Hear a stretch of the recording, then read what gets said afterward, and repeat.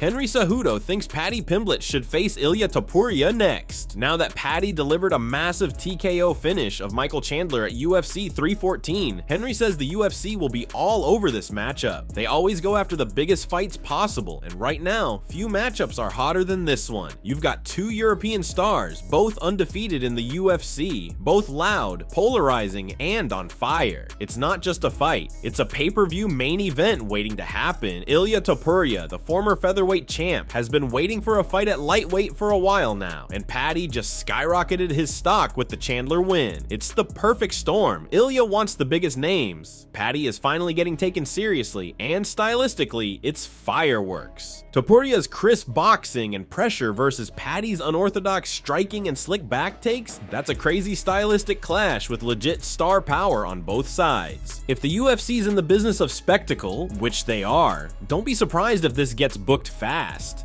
But the fight that would really make sense right now, can I get a drum roll?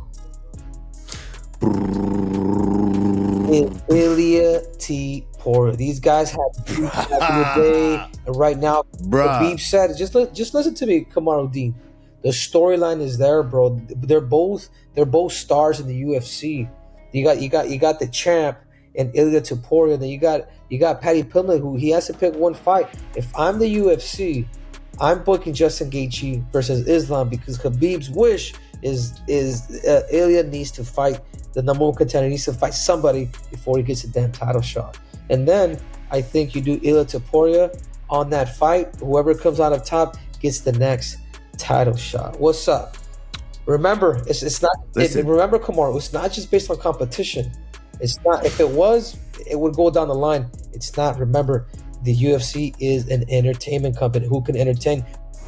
In the latest episode of Ariel Helwani's show, Yair Rodriguez explained why he should be next in line for a featherweight title shot, but his reasoning isn't exactly convincing. Yair pointed to his history with Alexander Volkanovski and the fact that he's coming off a win as justification for a rematch. The only problem? That history is just him getting thoroughly outclassed and finished by Volk. There's no controversial ending, no unfinished business, nothing that makes fans clamor for a rematch. Meanwhile, Movsar Evloev continues to rise quietly, and that's the issue. He's undefeated, undeniably skilled, and dominant on the ground, but he's often labeled as boring. Still, in a division starving for fresh contenders, an unbeaten record should count for something. Even if he doesn't set the crowd on fire, Movsar's consistency is making it harder and harder to deny him a crack at the belt. El Pantera also addressed his beef with Diego Lopes, an unexpected rivalry that began to brew during the last press conference. While he didn't dive deep into the details,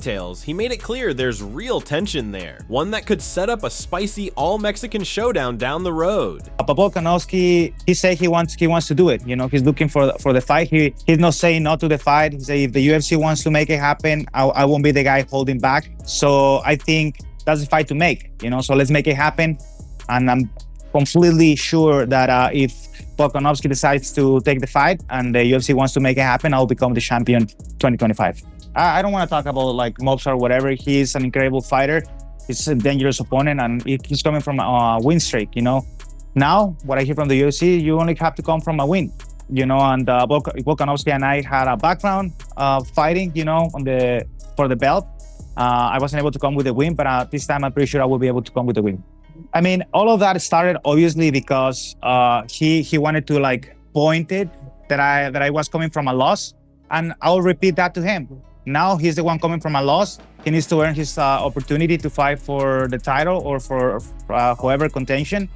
In a fiery appearance with Russian reporter Adam Zuba, Khabib Nurmagomedov dropped major bombshells, one aimed at Ilia Topuria and another that could reshape Islam Makhachev's future. When asked about Topuria calling for a title shot, Khabib didn't hold back. He dismissed the idea outright, criticizing the Georgian for trying to skip the line. He made it clear that Islam isn't going to keep entertaining featherweights one after another, and said Ilia should stop bringing up title fights until he's actually done enough to deserve one. Ilia, on the other hand, claims that the UFC has promised him a lightweight title shot no matter what. Khabib doesn't buy into the hype just because someone holds a belt, but the bigger shock came when Khabib leaked some insider talk from behind the scenes. He revealed that the UFC is watching the Belal Muhammad versus Jack Della Maddalena fight closely. Depending on how that plays out, Islam might be making a move up to welterweight, signaling a potential run at champ status. Khabib also cleared up all the drama surrounding whether Islam will face his teammate Belal. Here's what Khabib had to say in the interview, now translated into English. Islam has already beaten a featherweight champion twice. Now they want to give him a third one. Alright, let's imagine. Topuria moves up and immediately gets a title shot. Islam beats him. Then Topuria takes another fight and loses again. So basically, he was a nobody at 155. And Islam just beat a guy who was a nobody in this division. That's why when it comes to legacy, to Islam's resume, it actually hurts him. It raises the risk for Islam too. That's why Islam says, let him fight first. Let him become a real contender, and then Islam will fight anyone. Islam already said that he'll fight anyone, but come on now, he did it once, twice. Now they're giving him a third featherweight champion who moved up to 155? Come on, Islam has a say in this too. He's the best fighter. He already fought. Look at all the guys Topuria beat at 145. Even Holloway, who he beat, he moved to 155 and did absolutely nothing. That's why we're saying give Islam something real. The man's turning 34 soon. He's not here to fight Topuria or Volkanovski again, or some last-minute replacement like Moicano. Islam wants big names, fighters who've earned their place, who've been around at 155 for a long time. It's nothing personal, but if you're moving up in weight, earn it before talking nonsense. That's our stance. As for Islam's future, the way I see it, the UFC is waiting for UFC 315 main event between Belal and JDM to play out. The UFC is waiting for the winner of that fight. I personally want Belal to win. With all my heart, I hope he does. But if Madalena wins, I think the UFC will offer that fight to Islam, but we can't fight people like Belal. Belal is family to us. We don't change relationships for belts. That's not how we operate. The people suggesting that don't see it the way we do. That's where our views differ. We see things a little differently. End quote. Alright, let's talk. Because whether you love it or hate it, we want Topuria versus Islam. Yeah, Islam's already beaten 2 featherweight champs. This would be the third, but come on. This one hits different. Topuria is not just any 145er. He's undefeated, knocked out Volkanovski, and brought a whole new energy to the game. This would be one of the biggest super fights in history. Georgia versus Dagestan? Undefeated Topuria against dominant Makhachev. Who wouldn't want to see that?